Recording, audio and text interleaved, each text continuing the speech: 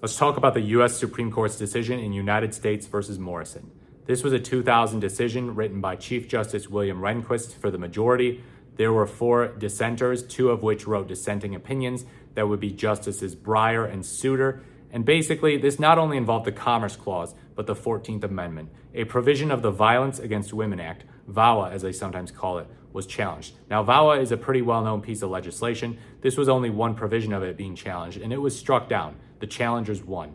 So what happened here was a Virginia Tech student sued Antonio Morrison and some other students under a specific provision of the act, which says that victims of gender-motivated violence are allowed to sue their alleged perpetrators in federal court. So before we talk about what the Supreme Court said, we have to know what was the jurisprudence at the time on Commerce Clause. So Commerce Clause basically has been interpreted at this point to say, hey, yes, the commerce power is pretty broad for Congress. They get to regulate interstate commerce. That means that if it's a local activity that substantially affects interstate commerce, Congress can still regulate it under the Commerce Clause. That was decided in Wickard versus Filburn in the 1940s by FDR's New Deal Supreme Court. But then in 1995, the more conservative U.S. Supreme Court decided U.S. versus Lopez, which said, no, they cannot regulate non-economic activity. Non-economic activity is categorically exempt from regulation by Congress under the Commerce Clause, because if we give them that power to regulate non-economic activity, then they have this general police power, which is just too broad to be constitutional.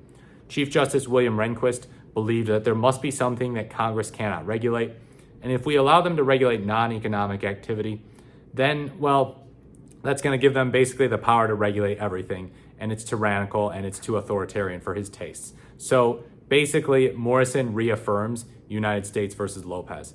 They hold that it was also invalid under the 14th Amendment. They say these guys that she said did gender-based violence against her, these are not state actors, and the 14th Amendment applies to the state actors.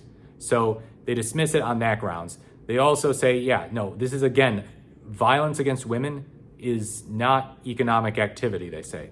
It's not economic activity. So this falls under the exact same category that United States versus Lopez does. Lopez involved bringing guns to school zones, which they said, again, was not economic activity. So then Justice David Souter writes a dissent saying, well, actually, Congress had some real good evidence that gender-motivated violence actually did affect interstate commerce. And he says this whole economic versus non-economic distinction, really, I mean, it's very wishy-washy, and you can still say it is economic activity in some sense because everything is sort of tied to the economy in some way. Justice Breyer, Stephen Breyer, who's recently retired in 2022, said, the court is going too far in second-guessing Congress's policy choices. And the dissenting opinions actually did lay the groundwork for the majority in Gonzalez versus Raich, which you can see my video on that. It's from back in June, but it was one where actually Congress won in regulating marijuana. Justice John Paul Stevens wrote the majority opinion in that, and he was in the dissenting opinions in these. He agreed with the dissenters, although he didn't write his own opinion. But yeah, that was an instance where Justice Scalia actually said, no, the federal government can regulate marijuana under the Controlled Substances Act. So it's interesting because this case is so very similar to U.S. versus Lopez. The U.S. Supreme Court's makeup was the exact same. The exact same. It did not change from 1995 to 2000, and it didn't change until 2005. So yeah, it was the Supreme Court had 11 years where they had the exact same justices on, and they're all like, yeah, no, 5-4, 5-4, 5-4. We side with, with this restrictive approach of the Commerce Clause. Congress, you're wrong in your judgment. But then in 2005, Justice Scalia, who had previously been joining these more restrictive interpretations of the Commerce Clause, joins the majority in saying, no, Congress can regulate marijuana on this.